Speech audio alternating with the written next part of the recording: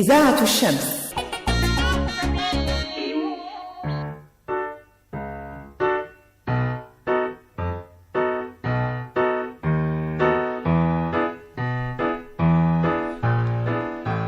Bonjour à tous, bonjour Célia qui nous met en onde et bonjour Chantal. Bonjour André. Pour ce nouveau numéro de Jeux de scène, le magazine de Radio Soleil consacré à l'actualité du spectacle vivant en général et en particulier du théâtre. Alors aujourd'hui, à l'affiche, je vous parlerai de danse pour commencer. Yann Fabre, The Generosity of Dorcas, c'est le théâtre de la Bastille. Retour à Reims, c'est d'après un texte de Didier Héribon et c'est dans une scénographie mise en scène de Thomas Ostermeyer que j'ai vu au théâtre de la Ville, espace Cardin.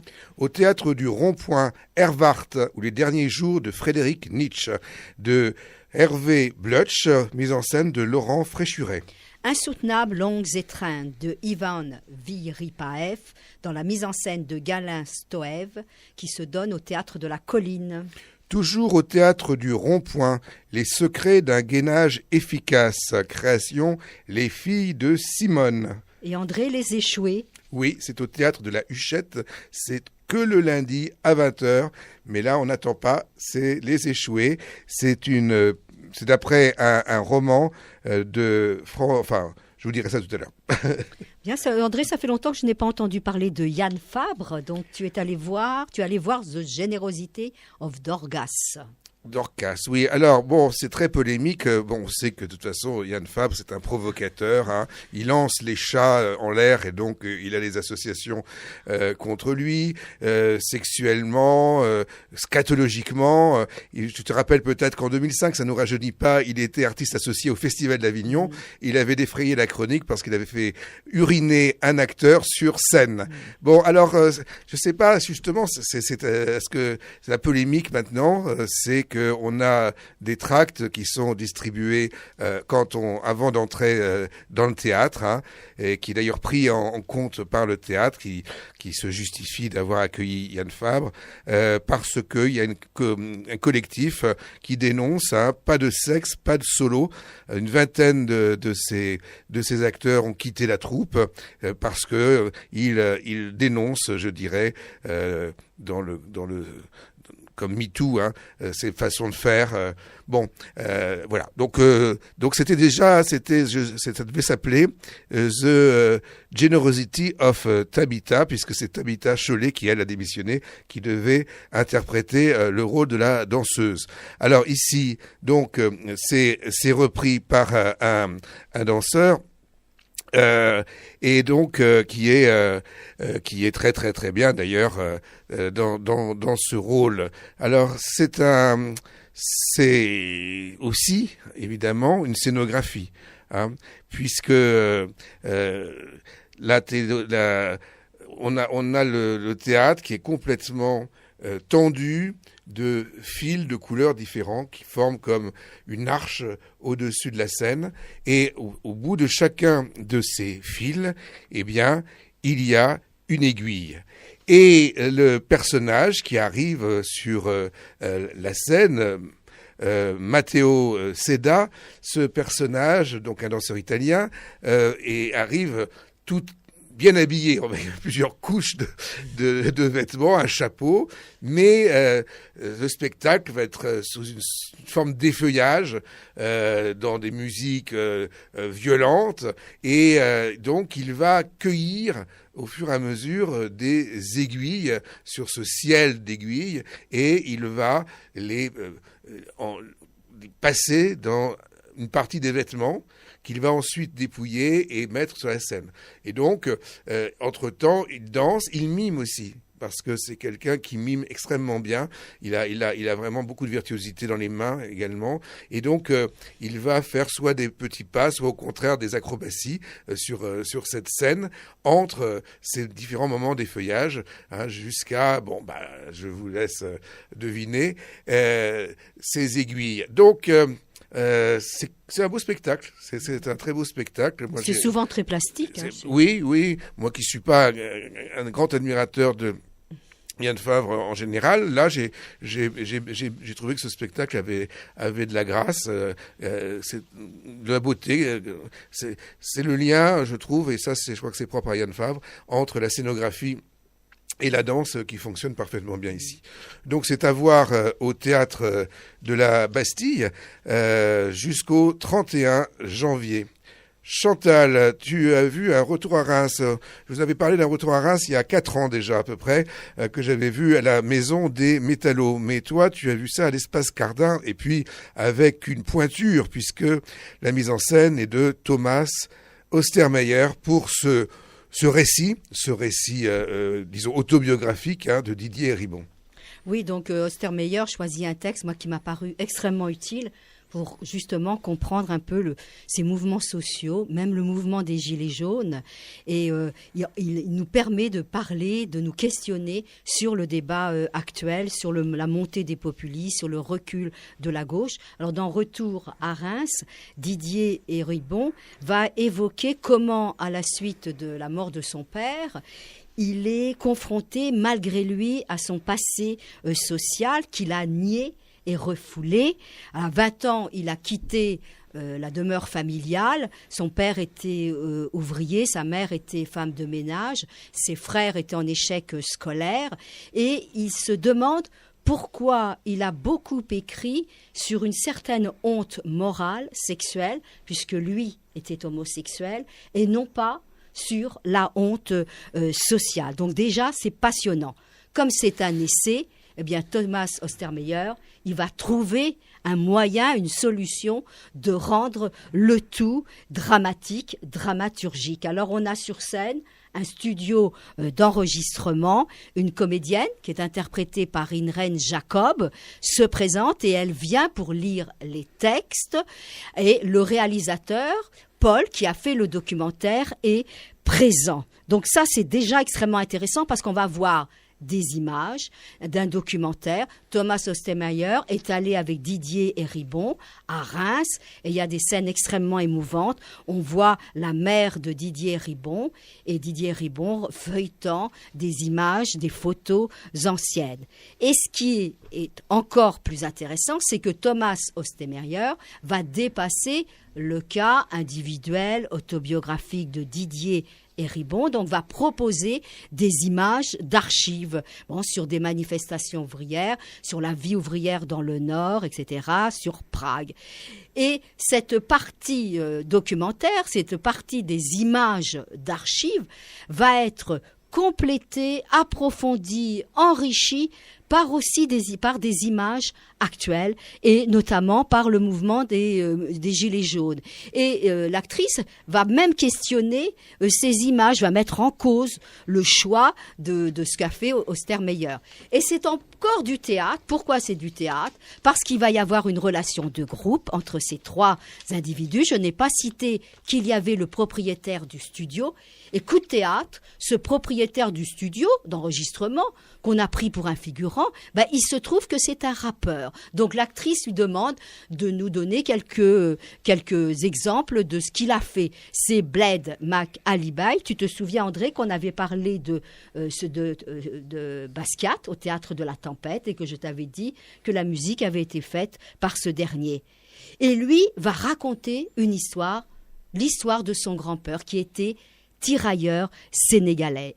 Donc, et qui a vécu ensuite au Havre. Donc, intelligemment, brillamment, eh bien, Thomas Ostermeyer nous emmène pour nous questionner sur la question des migrants et sur notre attitude face à ces migrants. Donc, moi, j'ai beaucoup, beaucoup aimé ce retour à Reims, d'après les textes Didier Ribon, dans la mise en scène de Thomas Ostermeyer à l'Espace Cardin du Théâtre de la Ville.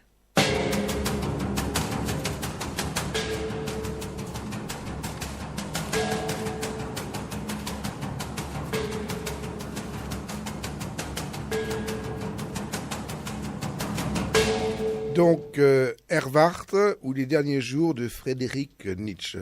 C'est au rond-point dans la grande salle Renaud Barrault et c'est un spectacle tout à fait surprenant d'une écriture que je trouve personnellement très rafraîchissante. il faut pas chercher un réalisme quelconque dans ce théâtre-là. C'est un théâtre d'ironie, mais aussi c'est un théâtre esthétique également, avec très stylisé, où on a des personnages. Et alors, bon, il faut dire que le secret quand même de la réussite de ce genre de pièce, c'est la qualité des acteurs. Car arriver à nous faire croire, arriver à nous faire partager, disons, les destins de ces personnages complètement improbables, et c'est incroyable, mais ça marche. C'est-à-dire que on a beau être devant des choses tout à fait particulières, eh bien, on est pris par la qualité du jeu des acteurs qui incarnent parfaitement les personnages. Alors, il y a un jeu même sur le théâtre, puisque il y a des acteurs, il y a une pièce qui se trouve en trop, des Anglais qui passent, une troupe qui répètent Shakespeare, mais qui sont pas à leur place. Il y a une comédienne qui veut venir se faire engager, et puis il y a un drame pseudo-shakespearien qui se joue par derrière, avec un Erwart qui met la ville à feu et à sang parce qu'il se croit trompé par sa femme. Mais tout ça, c'était un peu un prétexte. J'ai trouvé que c'était plutôt vaudeville et comédie de boulevard pour la situation, moi, parce que c'est une histoire étonné d'adultère. Oui, j'ai été étonné quand même que les gens, le public ne rit, enfin ça a été très applaudi, mais ne rit pas davantage, parce que je trouve qu'il y a des moments, alors pas toujours, il y a des moments tragiques également, mais enfin il y a quand même des choses très très drôles. Oui, tout à fait. Mais après avoir lu la plaquette, alors moi, j'avais pas très bien vu, je n'avais pas très bien compris au moment du déroulé que tous ces personnages pouvaient être le délire du personnage principal qui est cocu et qui veut se venger, qui veut. Oui, mais enfin, on l'interprète comme on veut. Moi, mais je trouve que Vincent De Dienne et un petit degré en dessous parce que son personnage est un peu plus terne. Mais tu l'as dit, moi j'ai beaucoup ri. Moi j'ai pas du tout trouvé, j'ai trouvé qu'au contraire, c'est un personnage qui est à la fois en creux, et il faut qu'il soit en creux, puisque tout le reste vient l'habiter d'une certaine manière. Donc moi je trouve qu'il est très excellent au contraire dans cette espèce de transparence un petit peu. Mais j'ai énormément ri grâce à l'interprétation. Et par exemple, je retiendrai celle de Maxime Dambrun, qui interprète un psychanalyste citationniste qui pourrait guérir... Citationniste, ça veut dire qu'il soigne avec des citations. Voilà, donc il nous cite du Pascal, du Sartre, du Nietzsche, bien sûr, de Baudelaire. Les entrées de celui qui joue Nietzsche, c'est Tommy Luminet. Alors il arrive, on entend ses pas sur le parquet et il jette dans la poubelle qui va exploser ces livres qui sont explosifs. Il y a, tu l'as dit, cette comédie anglaise. Alors on a 3 comédiens anglais qui jouent une histoire d'attentat d'une poubelle qui souffre. Oui, c'est extrêmement drôle. Il y a les services secrets qui arrivent là-dessus. Il y a un zoophile amoureux du cheval de Troie. Et on voit la jument blanche, une grande marionnette. Elle est extrêmement intéressante. Et puis Jean-Claude Bollard-Reda, qui est Stockholm, le majordome. Il a une voix particulière qui convient tout à fait bien au spectacle. J'ai aimé beaucoup aussi Marie-Christine Horry, que j'ai vu il y a récemment dans le film Les Invisibles. Elle est cette comédienne qui voudrait bien trouver un rôle dans ce spectacle. Bon, moi dans le soir où j'y étais, la salle riait et on était emporté, tu l'as dit, par par l'écriture des personnages. Voilà. C'est un très très bon spectacle, mais je crois qu'au départ il y a quand même le texte d'Hervé Butch qui est formidable. C'est pas si souvent qu'on a un grand auteur dramatique français, quoi. Et moi, j'ai laissé de côté la farce, etc., la situation de Volville, et je trouve que c'est une démonstration de ce qu'on peut faire avec le rire, de la résistance du rire, et on peut rire de tout. Donc, allez voir Erwart, c'est une pièce décapante, et c'est au Théâtre du Rond-Point. Chantal, tu vas nous parler de Insoutenables longues étreintes. C'est un théâtre de la colline. Oui, l'auteur, c'est Ivan Viripaev, qui est d'origine russe, et c'est la mise en scène du Bulgare Galin Stoev. Alors au départ, et même tout le long du spectacle, ce sont des jeunes contemporains, ils viennent plutôt de l'Est, ils sont installés à New York, 4 personnages qui recherchent un bonheur immédiat. Et donc, ce bonheur, ils vont le trouver avec le sexe, avec les plaisirs du sexe, avec la drogue, avec le véganisme. Et c'est Charles Lee et Monica qui se marient Peu de temps après, Monica est enceinte, mais elle ne se sent pas prête à être mère, donc elle va avorter sans en parler à Charlie. Charlie rencontre Amy. Ensuite, Amy rencontre Christophe qui est venu de Berlin pour aller dans un restaurant vegan. Leurs relations se font, se défont. C'est un curieux texte. Pourquoi ? Parce que là-dedans, eh bien, on va nous parler un peu de cosmogonie et il se trouve que ces personnages entendent en eux une voix de l'univers qui va les questionner. L'un pense qu'il a un serpent noir, l'autre discute avec un dauphin et ils vont faire l'expérience plus ou moins de la mort et cette expérience va aboutir à une autre expérience métaphysique. C'est extrêmement intéressant, c'est une sorte de quête spirituelle. Donc la scénographie va mettre en valeur, on a au fond de la scène une sorte de mur un petit peu avec des cubes ou des plaques métalliques qui va se déconstruire comme si ces personnages allaient casser leur espace mental, une dramaturgie et un jeu qui est extrêmement stylisé. Et l'écriture est très belle, elle est littéraire, parce que ces personnages vont parler à la troisième personne d'eux-mêmes, c'est-à-dire qu'ils ne sont pas tout à fait personnages, ils sont des personnages récits, et ça c'est très beau. On a un contraste entre cet aspect très littéraire et puis parfois des scènes où le langage est beaucoup plus trivial. Les comédiens, les 4 comédiens, Pauline Démé, Sébastien Evenot, Nicolas Gonzalez, Marie Kaufmann, nous font croire à cette situation étrange. Donc ils sont ensemble, pas ensemble, il se passe la parole, ils sont entités individuelles, mais en même temps, ils sont dans un vaste ensemble. Donc moi, j'ai beaucoup aimé l'originalité de l'écriture et la particularité de la mise en scène pour Insoutenable, Longues étrennes de et de Viry Paref dans la mise en scène de Galin Stoève. Viry Paref, ça me dit quelque chose, on avait déjà vu quelque chose. Bien sûr que tu le connais, parce qu'on avait vu à Avignon quelque chose.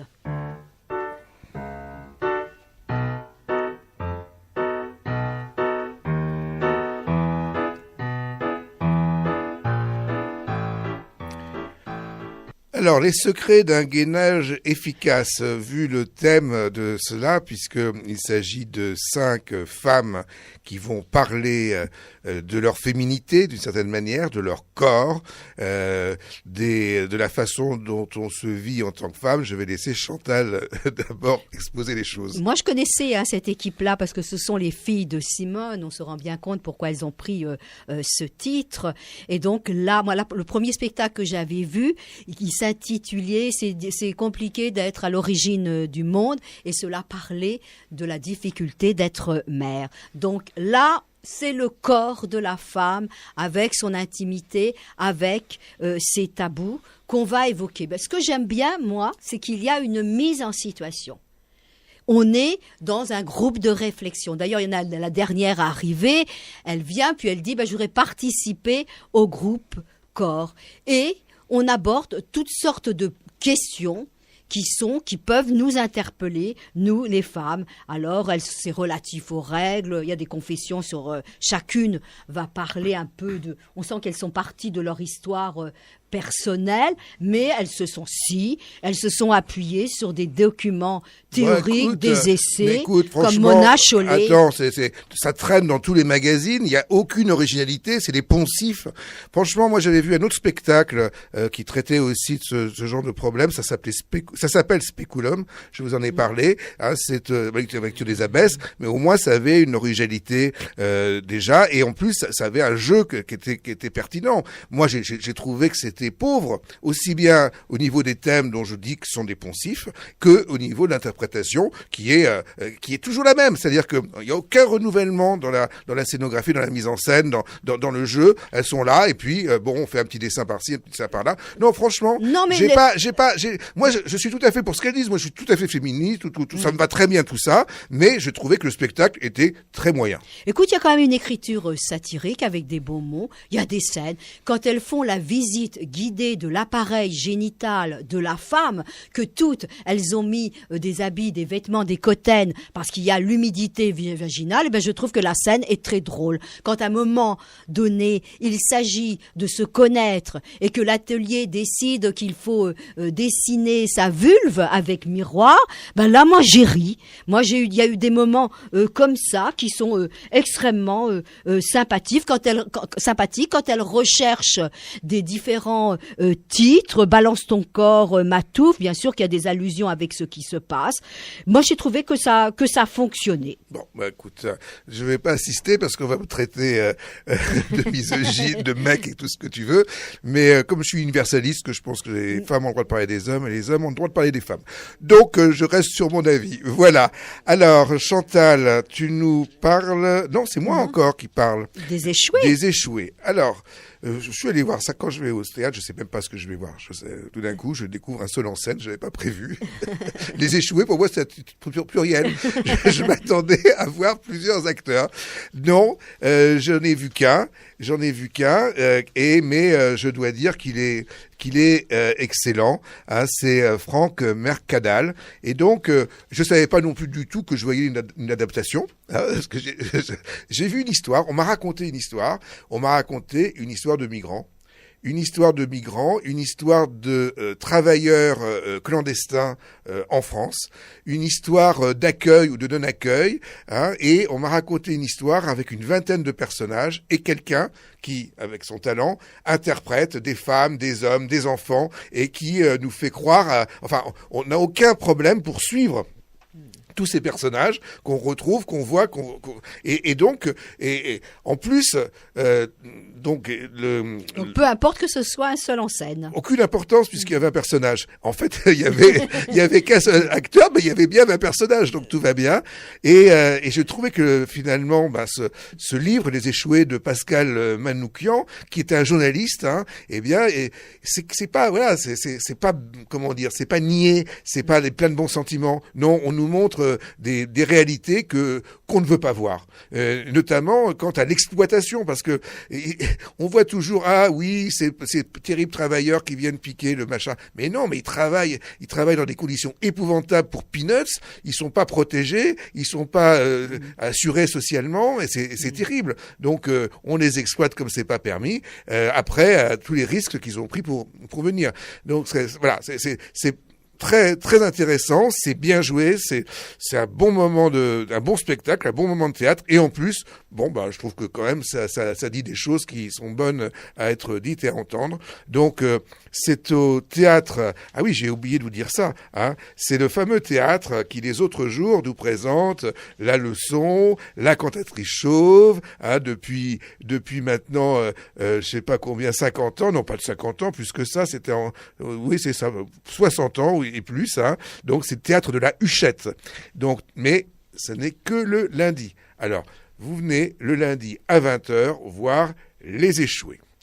Voilà. Alors, on récapitule. Oui. Donc, Les Échoués au théâtre de la Huchette. Les secrets d'un gueunage efficace, les filles de Simone, Tiffaine Gentillot, Claire Frétel et Chloé Oliver. J'ai vu Insoutenables, longues étreintes d'Ivan Piribaev dans la mise en scène de Galin Stoev. Herwarth ou Les derniers jours de Frédéric Nietzsche, une écriture moderne et décapante d'Hervé Blutsch, mise en scène de Laurent Fréchuret et extrêmement bien interprétée par une pléiade d'acteurs. Retour à Reims, d'après Didier Ribon, dans la mise en scène de Thomas Ostermeyer à l'Espace Cardin du Théâtre de la Ville. Et du très controversé Yann Fabre, The Generosity of Dorcias, c'est au Théâtre de la Bastille, interprété par Matteo Seda. Et nous, on se retrouve la semaine prochaine pour de nouvelles aventures dramatiques et théâtrales. Donc, au revoir.